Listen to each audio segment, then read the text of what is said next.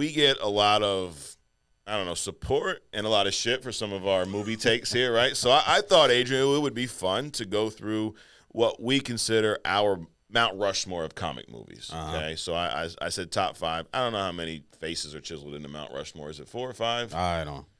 Now, this is nothing to do with comics, but God, how egotistical are we as a society where we found a fucking rock and carved faces into the rock, you know? Like, look at us. And isn't it like one of the 7 wonders of the world? Yeah, exactly. Nothing natural. Nothing No. natural that's a wonder of the world, but everything that's man-made is a wonder of the world. Oh, it's a wonder for me. I wonder why the fuck y'all did that. It's definitely a wonder for me. I wonder whose idea was this. You know? Anyway. Some egotistical pricks from back in the day. Absolutely. So, top 5 comic movies. So, the Mount Rushmore. We can do them in order or just no order? I'm no order because Yeah, 'cause it's hard with it's these, hard. dude. It's hard. All right. So, I came up with 4 pretty easy. And the 5th, I'm at no lie. I'll be transparent. Is we don't lie on Only Comics. I got about 3 movies to pick from for my 5th one. So, let's just go. We'll go one by one. I'll throw my first one out there. I'll share Across the Spider-Verse. The second Spider-Verse movie, to me, is a Mount Rushmore comic book movie. I can agree with that. Okay. I actually had I just had Miles Morales. Okay. But either one of those would do it for me. All right. So which one you picking, though? Put you on the spot, dude. It's your Mount Rushmore. We're carving this into a mountain, Adrian. I go with the second one. Second one. I like that. Okay. All right. Another one for you guys. Logan. Logan is probably, if we were ranking them, he'd be number 1 or 2 for me. Okay. That movie, I think, reshaped, made a lot of people rethink what a comic book movie could be. Because it didn't feel like a comic book. It felt like just a really good movie.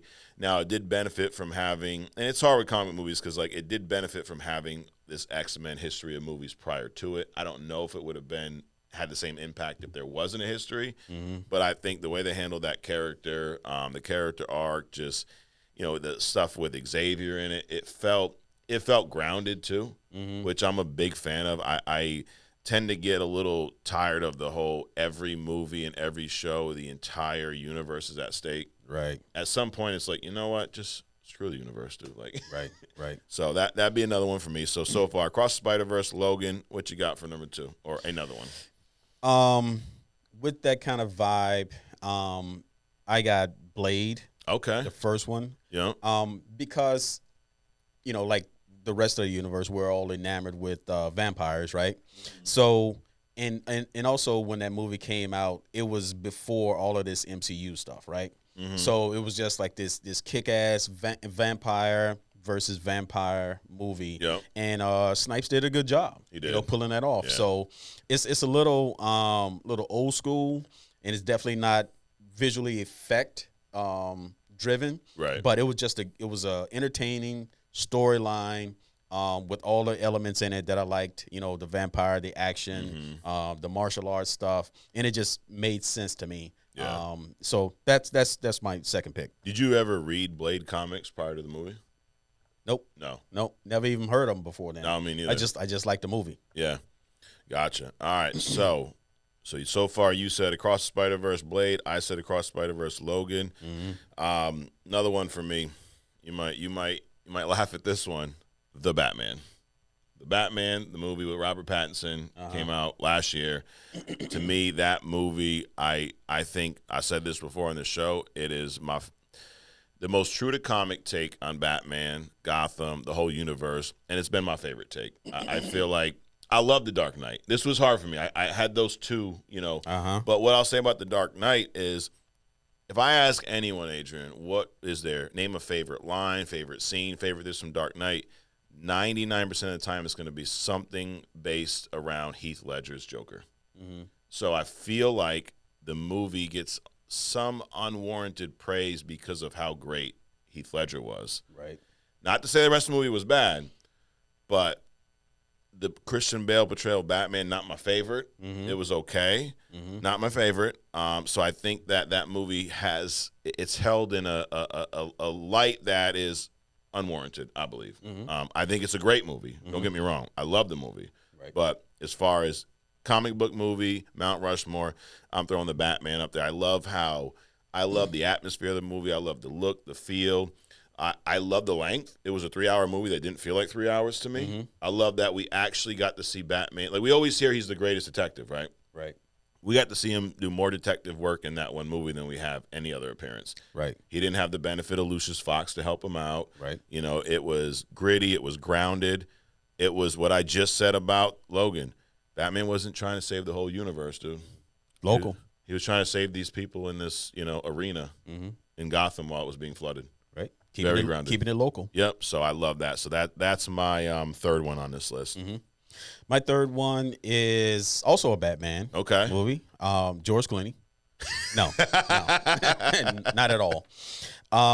Mine was the Christian Bale one. Okay. Dark Knight. Dark Knight. Yeah. Because for me that was a reset. Yeah. It reset how the Batman was portrayed. It wasn't this comical, nipple armored, no tomfoolery in that movie.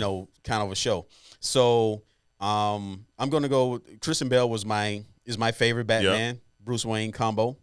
I did like the Batman, but to me that was the younger Batman. Okay.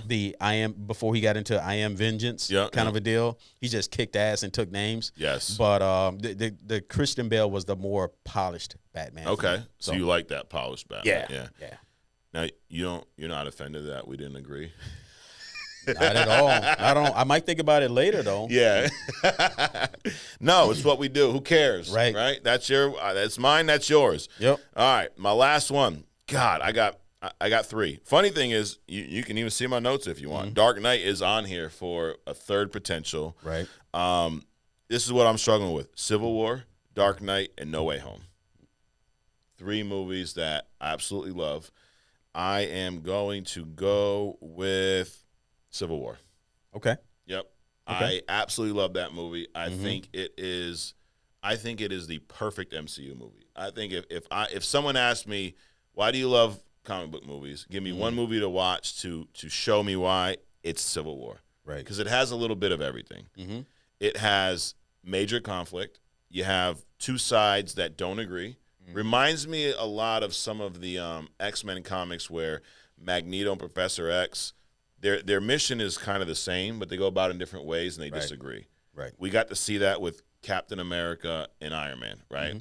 They have a very similar, why, right? They want to protect people, but they go about it in different ways. Right. Cap wants to, he does not trust government anymore. Tony Stark wants to kind of follow everything by the book at this point, right? So they clash there. We get to see a handful of characters, like Black Panther and Spider-Man are both introduced in this movie. Yep. And the Russo brothers did a great job of juggling that. It didn't feel overstuffed, and I think the ending, it was a movie where I couldn't really predict the ending. I didn't know how it was going to end. Right. And I like that it didn't end with everything being perfect. Now, to have a movie like this, you have to have years of other stories at time. Like, we got to see the first, I guess, discord between Stark and Captain America in the first Avengers movie. Right. I mean, they didn't get along then, but they worked with each other. They were cordial. Yeah, they were cordial, absolutely. And we kind of got to see everything come to its boiling point in this movie. So that I'm going to go with that one for my Mount Rushmore, Civil War. Okay. I'll agree with you. I think this is our 4th one though. We got one more after that. Yeah. Okay. I'll agree with you on that. But I was tossing that up with Iron Man. The first one. The first one. Okay. Because it was iconic. It was like the first, and Iron Man's my man, right? Yeah. My favorite superhero. I love the tech. I love how it developed, even though the original Iron Man, of course, was made back in, Vietnam days. Right. So they made him in a Vietnam era setting. Yep. But I like how they pulled him coming out, him creating the first Iron Man armor. So I liked all of that.